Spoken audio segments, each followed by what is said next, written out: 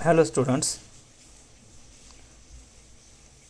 today we learn for standard 10th subject maths 1 and topic number first, linear equation in two variables. First of all, let's recall what is linear equation in two variables.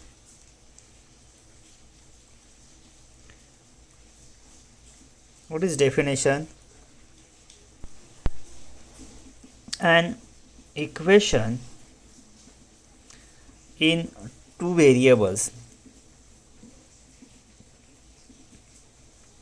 with the degree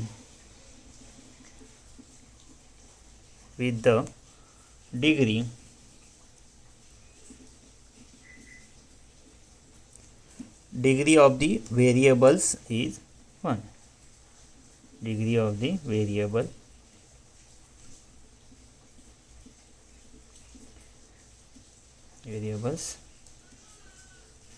1.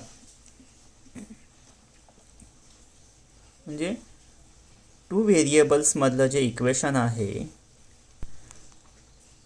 त्यामधील जे variables आहेत त्यांची degree किती असायला हवी, तर 1 असायला हवी. अशाच इक्वेशन्सना linear equation in two variables असं म्हटलं जातं. फॉर एक्झाम्पल आपल्याला असं सांगता येईल 5x + 3y = 9. इथे बघितलं तर x आणि y हे दोन व्हेरिएबल आहेत, त्यांची डिग्री किती आहे, 1 आहे. या प्रकारचे जे काही इक्वेशन्स असतील की ज्यांची डिग्री 1, x आणि y यांची डिग्री 1 असेल तरच अशा प्रकारच्या इक्वेशन्सना linear equation in two variables असं म्हणायचं. One thing remembered,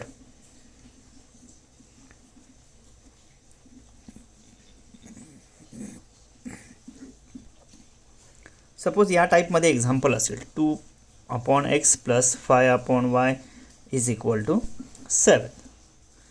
इथे बघितलं आपण तर x आणि y हे डिनॉमिनेटरला आहेत आणि ते जर न्यूमरेटरला आणायचं झालं तर त्या x आणि y चा इंडेक्स काय होईल, निगेटिव्ह होईल.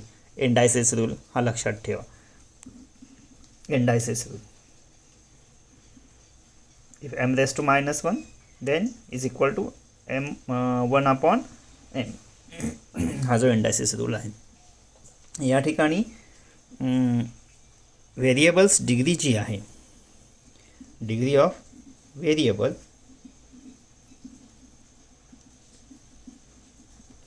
is -1, so it is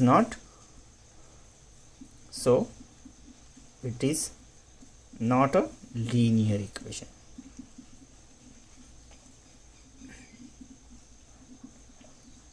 Linear equation. Got it? Now, general form of linear equation. General form of linear equation. General form काय आहे बघा लिनियर इक्वेशनचं, तर ax + by + c = 0. या फॉर्ममध्ये असणारं जे काही इक्वेशन आहे त्याला लिनियर इक्वेशन असं म्हणायचं आहे. Here a, b and c are real numbers.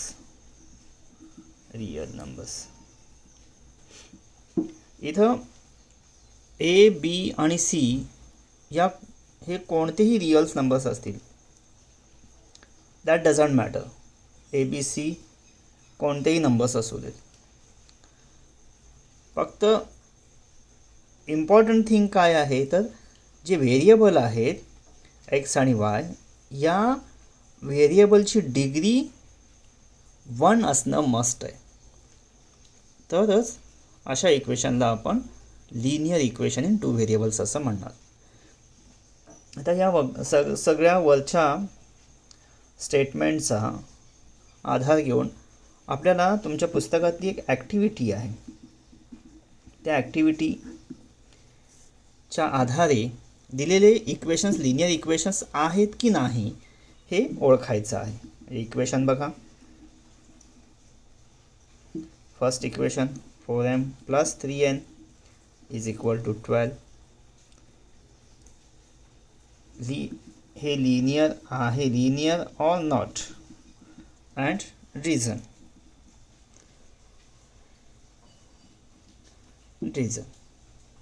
हे लिनियर आहे की नाही, तर इथं व्हेरिएबल 2 आहेत m आणि n. त्यांचा इंडेक्स म्हणजे त्यांची डिग्री ही 1 आहे, हायेस्ट इंडेक्स 1 आहे, डिग्री 1 आहे. म्हणजे डेफिनेशननुसार हे लिनियर इक्वेशन आहे, because degree of variable degree is 1, degree of variable is 1. Next example 3x square minus 7y is equal to 12. इथे x आणि y हे दोन व्हेरिएबल आहेत. या दोघांचा विचार केला तर एक्सची डिग्री म्हणजे एक्सचा इंडेक्स 2 आहे, एक्सची डिग्री 2 आहे, वायचा इंडेक्स 2 आहे, वायची डिग्री 1 आहे.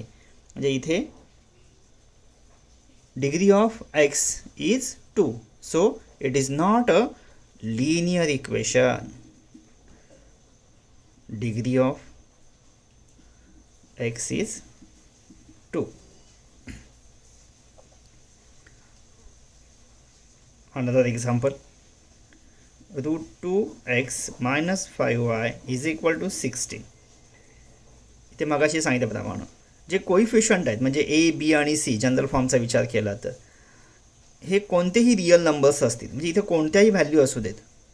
मोस्ट इम्पॉर्टंट काय आहे तर एक्स आणि वाय हे जे व्हेरिएबल्स आहेत किंवा कोणतेही जे काही व्हेरिएबल्स असतील त्यांची डिग्री 1 असणं हे मोस्ट इम्पॉर्टंट आहे. आता इथे डिग्री 1 आहे, so it is a linear equation. Degree is 1. Next example 4/x plus 5/y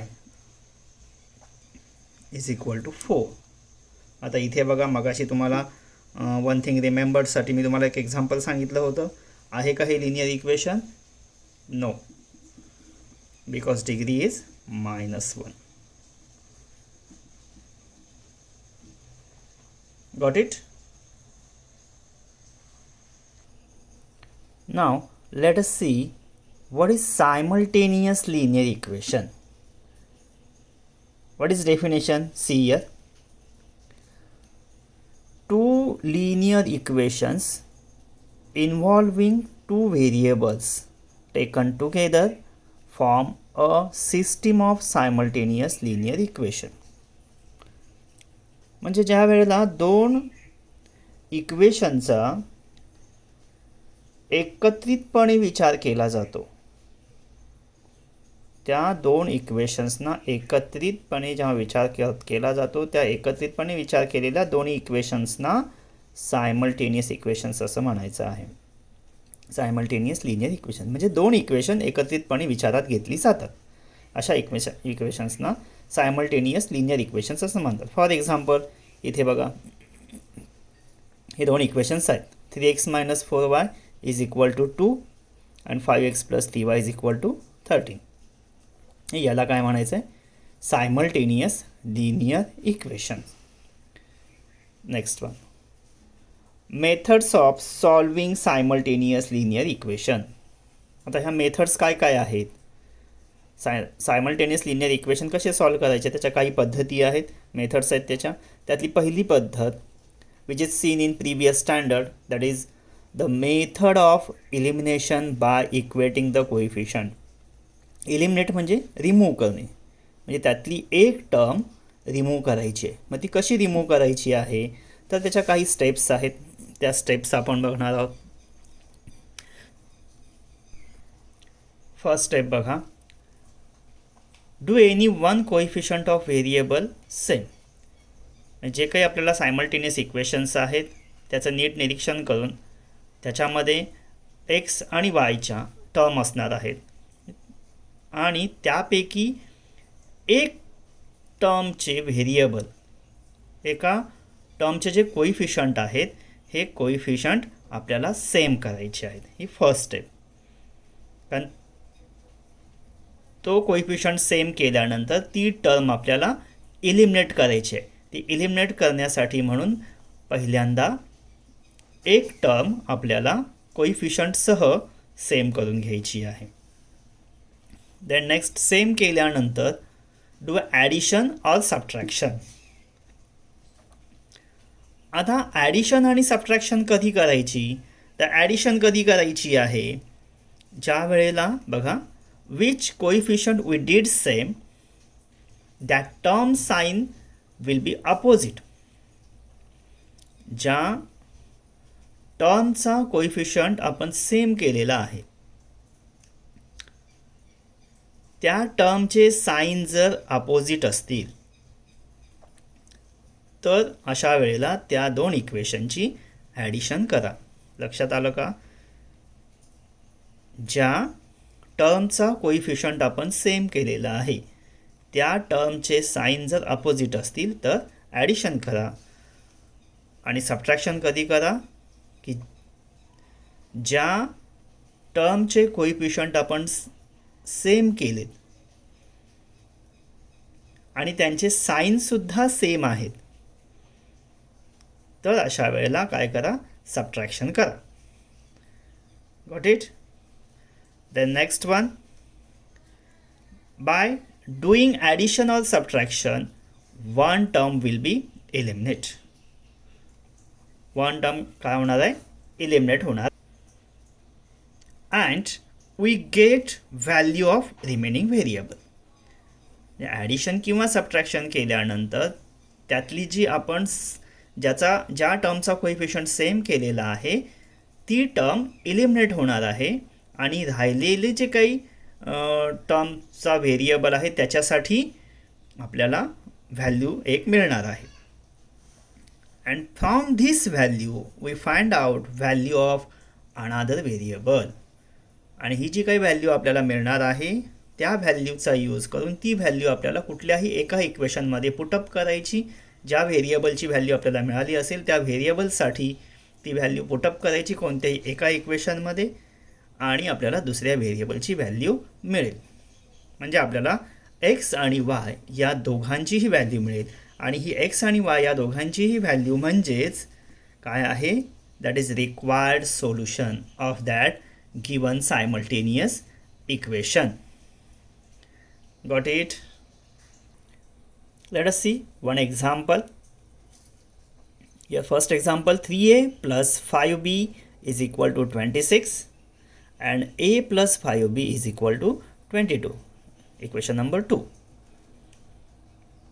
जर या दोन्ही एक्झाम्पलकडे केअरफुली बघितलात तर जो बीचा कोइफिशियंट आहे हा दोघांचाही सेम आहे. म्हणजे आपली फर्स्ट स्टेप काय आहे की पहिल्यांदा कोणत्याही एका टर्मचा, कोणत्याही दोनपैकी एका टर्मचा कोइफिशियंट सेम करायचा आहे. परंतु या एक्झाम्पलमध्ये ऑलरेडी त्यांचे कोइफिशियंट काय आहेत, सेम आहेत. म्हणजे सेम करायची आवश्यकता नाही.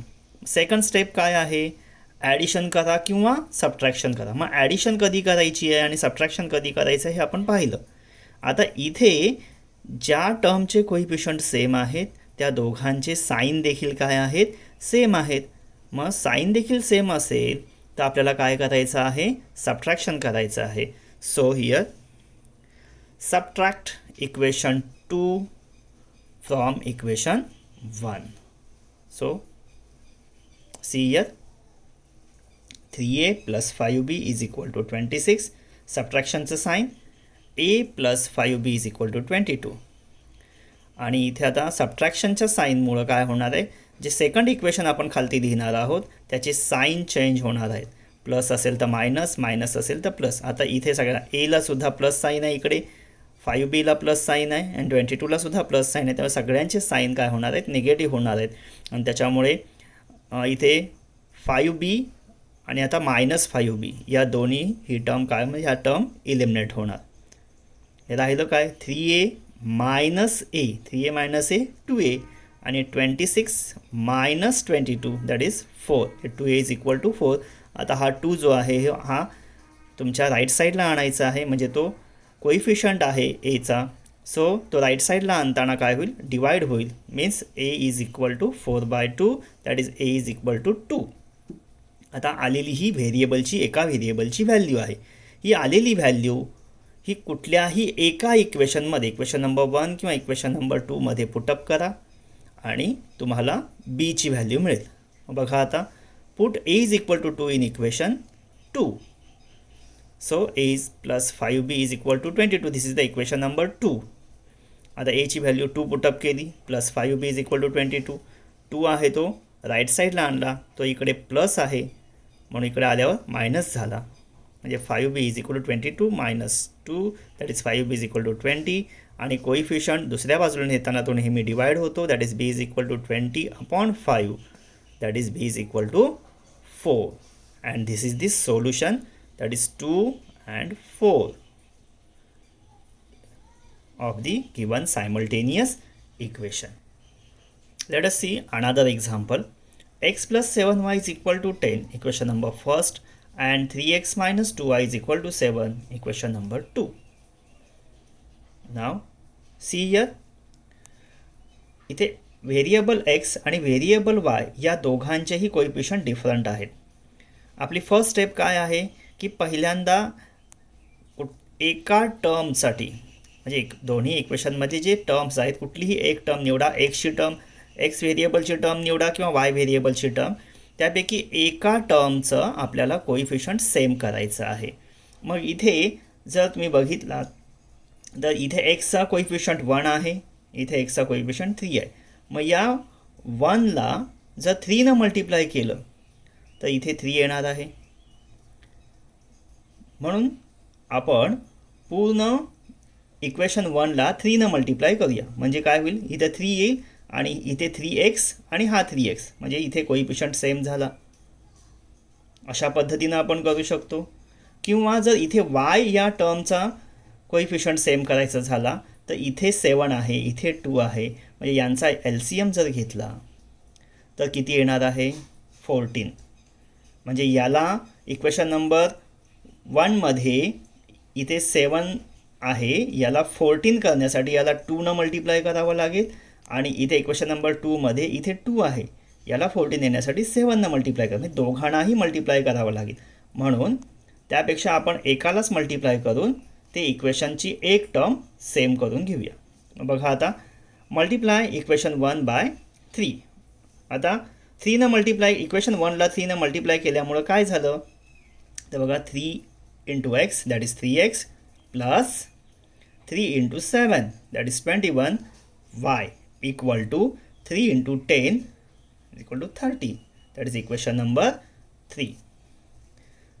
नाव आता इथे टर्म सेम आहेत, कोइफिशिएंट सेम झालेले आहेत आणि त्यांचे साइन पण सेम आहेत. मग साइन जर सेम असतील तर काय करायचं, आपल्याला सबट्रॅक्शन करायचं, that is subtract equation 2 from equation 3. Subtraction हे करायचं. मग बघा इक्वेशन 3 काय मांडले, 3x plus 21y is equal to 30, सबट्रॅक्शनचं साईन, आणि 2 काय 3x minus 2y is equal to 7. मग अशी सांगितल्याप्रमाणे सबट्रॅक्शनच्या साईनमुळे काय होतं, त्याचे सेकंड इक्वेशन आपण लिहितो त्याचे साईन चेंज होतात. आता इथे 3xला प्लस साईन आहे ते मायनस झालं, इथे 2yला मायनस साईन आहे ते प्लस झालं आणि 7ला प्लस आहे ते मायनस झालं. त्याच्यामुळं ही पहिली टर्म इलिमिनेट झाली. राहिलं काय 21y प्लस 2y. आता हा प्लस साईन पकडायचा, 21y plus 2y that is 23y equal to 30 minus 7 that is 23. आणि हा जो कोइफिशिएंट 23 आहे तो तुमच्या राईट साईडला आणायचा आहे, तो डिवाइड होणार आहे. कोइफिशिएंट ऑलवेज डिवाइड होतो दुसऱ्या बाजूला नेताना, that is y is equal to 23 upon 23 means y is equal to 1.